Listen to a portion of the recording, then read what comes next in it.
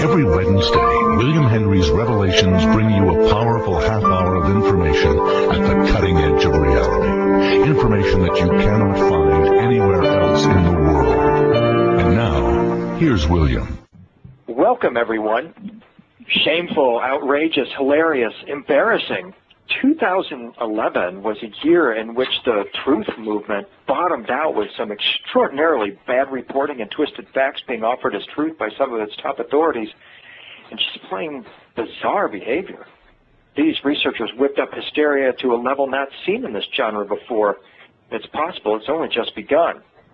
We know the fake news media is lying and making things up. What about people in the truth movement? What's happening in this genre? Has it gone completely tabloid? Is it just entertainment? Does the audience care about the veracity of what's presented? Or is the alternate reality better than reality? What we want to know is, where's this going, and what might be some of the symptoms that we're really talking about here? Is there maybe a sickness infiltrating this community? Is the hologram malfunctioning, or just the personal hologram of a few? Or are we being subjected to skillful mind control? Today's guest, Randy Maugans, has kept a close eye on these events and has probed these questions. He's a blogger and host of the Off-Planet Radio podcast. He's been keeping a close eye on several stories that are of great interest to many. He's been following up on the facts and fiction presented along with them. We welcome Randy to Revelations. Welcome, Randy. Hi, William. Thank you. My pleasure. So you're a blogger who comments on a range of subjects from prophecy to true personal power, economic unrest, and also some of the more colorful characters in what may be termed the disclosure or truth movement. Tell us, what drew you into this field? Actually, it's been a very long pursuit of mine. I come from a different area. I came from the area of what is called Christian broadcasting, and I worked in that area for over 10 years. And as I transitioned spiritually, I also began to transition the media that I worked in. Hence, Off-Planet Radio focuses more on paranormal, alternative spirituality, as it would be so called. Sort of the, I guess, the woo-woo side of the curtain from some people's perspective. Really, there's nothing new with what we see in terms of the media phenomena. It's just a different arena from my perspective. So let me just say that neither you nor I are wanting to come off like we're throwing rocks at glass houses here. We realize that if you're pointing a finger at someone, the rest are pointing back at yourself. But there were some really astounding events of 2011. I think one that I still want answers about is the Comet Elenin fear porn fiasco. What about that? Well, I think that was fear porn, and I think it was trumped up. And it's really, again, a very old story. To name names, Richard Hoagland has used several vessels over the years in attempting to build up this idea that we are to be visited by some sort of planetary or extraplanetary entity that will contain a time capsule coming from ourselves in the future. It's an interesting prospect, but it doesn't really have a whole lot of gravity to it when you look at the facts. And the fact that Hoagland has pinned different phenomena over time to the same thing and failed sort of indicates that we have a problem. But this Elenin one, I mean, on its face, when you're saying it's a spaceship and saying that there's no scientific doubt that it's not natural, and then all of a sudden the thing just virtually disintegrates right before our eyes, then people spin that into, well, it was actually a spaceship that broke into smaller pieces. It begins to make you wonder, where's the line here between reality and complete fantasy? Well, Elenin appeared last year. It was spotted by a Soviet so-called amateur astronomer, and you want to look at that term carefully because he had access to very sophisticated astronomical equipment. And the initial naming of that particular entity seems to have a hook in something we would call extermination level entity linked to the ongoing projections of 2012 and Earth-wide Armageddon type prophecies that have been with us for hundreds of years, certainly. A lot of this is linked to this particular timeline that we're in right now. Nothing wrong with that, but if you're going to be a scientist, then you have to use scientific methods to some degree and be accountable for your findings. What I found troubling about Elenin was that nobody really stepped up and said, hey, we missed this. They just turned their heads and walked the other way. Yeah. It's like seems like there should have been a moment where it's like, okay, someone's got to answer for this, because there was tremendous global fear and hysteria whipped up around this over nothing. All the hype for nothing, all the fear-mongering for nothing, all the conspiracy hysteria, panic, paranoia, nothing. It wasn't even Hale-Bopp all over again, thank God. Yeah. But you could see that was the trajectory. Well, it transitioned over then to another planetary body that visited us in, I believe, November. And I'm trying to remember the name of that particular asteroid or whatever it was. But again, the theater popped up, and again, the same characters were in play, and again, they played the same theatrical adventures on the listeners of this. It is theater. Understand that fear is the greatest theater. Why do we go to a horror movie? We go there to pump our adrenaline, to have our imaginations piqued. And it feeds into the fantasies that people have about, I guess, having some ability to precognitively recognize an event, a very big event.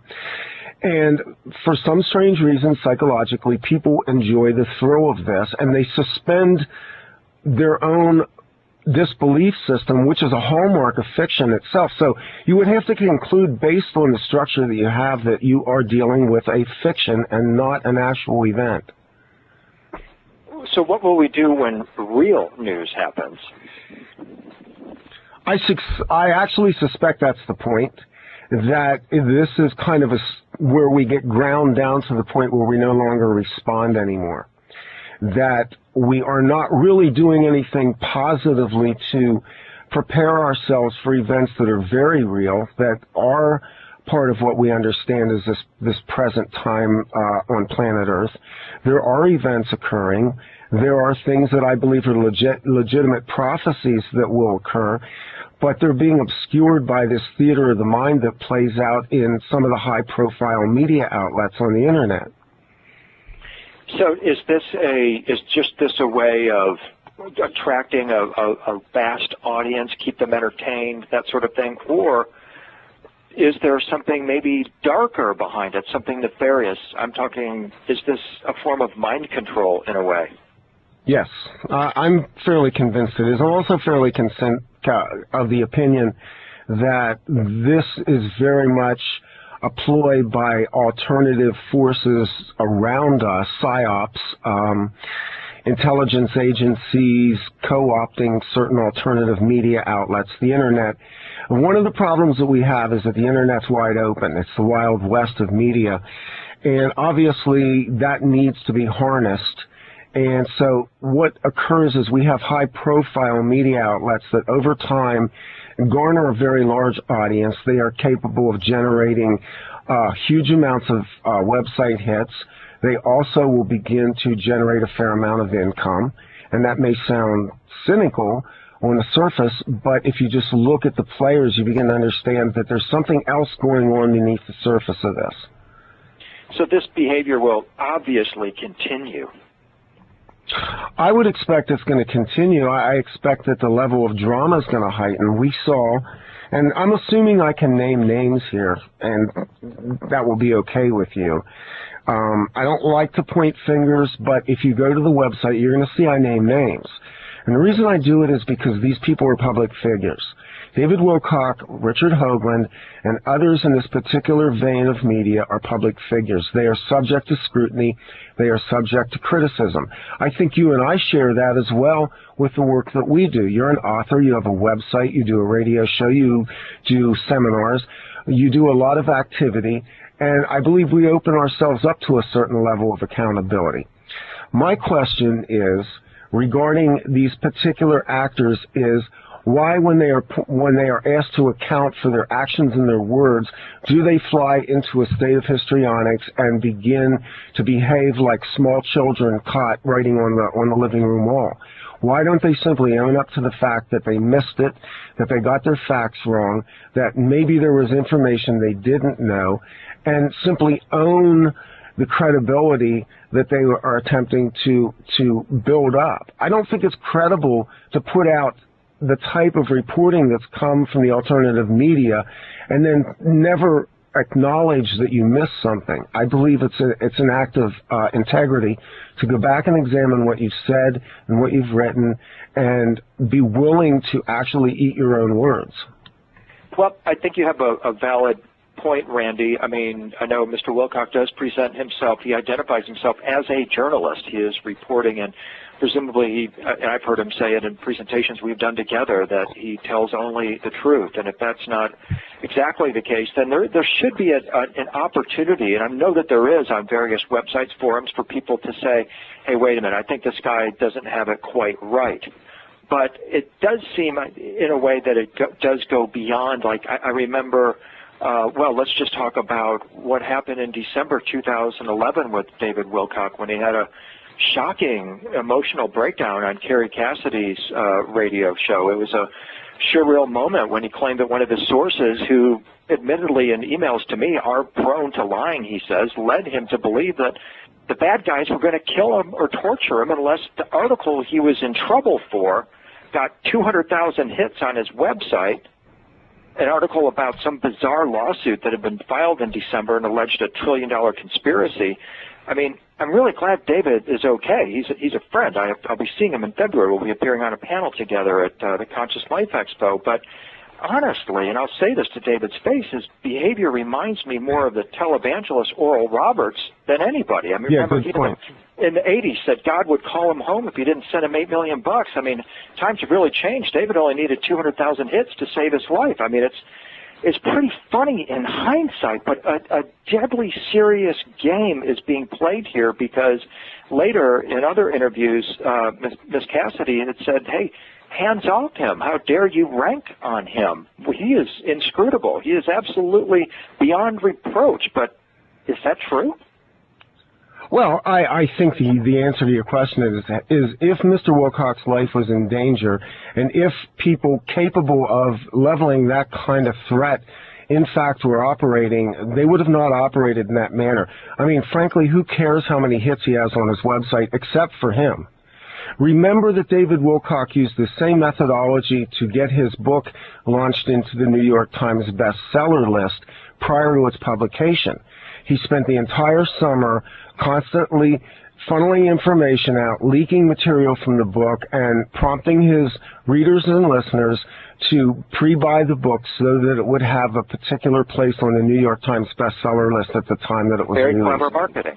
It's very clever marketing, and the same methods work very well when you are issuing something as dramatic as this $1 trillion lawsuit, which may in fact be real, but that would be another venture completely in discussing all the particulars of that. The problem with Mr. Wilcock's work here is that he was slimed because on New Year's Day, James Martinez released on Conscious Media Network a video explaining that the group that he was working with was also working on an economic reform system, global finance. And the two were independent of each other, and Mr. Martinez simply released a video with Conscious Media Network explaining the details and then declined to comment further. And in fact, Mr. Martinez is booked to come on my show, but he has said that there are no further comments at this time on the activity, that it will play out over the next few months. So he's not writing a book, he's not writing blogs daily, he has simply announced something which is now in play. And what was then the response to Mr. Martinez's announcement? Mr. Martinez was treated by Mr. Wilcock, decried as being a publicity seeker and a hoaxer. Something that is quite incredible for anybody who's followed James Martinez's work. He's very credible. The man worked with a number of very high-profile media people over the years and has had considerable influence and a lot of expertise in the area of finances over the last 5 years, working mostly in the area of getting people out of credit card debts. So, I mean, isn't this just this is kind of petty gossip in a way then, isn't it? Or is there, again, maybe something more that's here, this theater, this direction that this genre is going is all of a sudden gone into a, hey, if you don't like somebody, call them a hoax, right?